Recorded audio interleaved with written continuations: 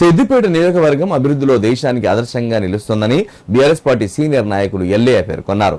సిద్దిపేట జిల్లా చినకూరు మండలం మాచాపూర్ గ్రామంలో నిర్వహించిన మీడియా సమావేశంలో ఆయన మాట్లాడారు. గ్రామంలో అభివృద్ధి పనులు చేపట్టేందుకు మాజీ మంత్రి హరీష్ రావు నిధులు మంజూరు చేస్తున్నట్టు తెలిపారు. సిద్దిపేట నియోజకవర్గ ప్రజలకు ఏ కష్టం వచ్చినా ముందుండే నాయకుడు హరీష్ రావు అని అన్నారు. మాచాపూర్ గ్రామాభివృద్ధికి సహకరిస్తున్న హరీష్ రావుకు ఆయన ప్రత్యేకంగా కృతజ్ఞతలు తెలిపారు.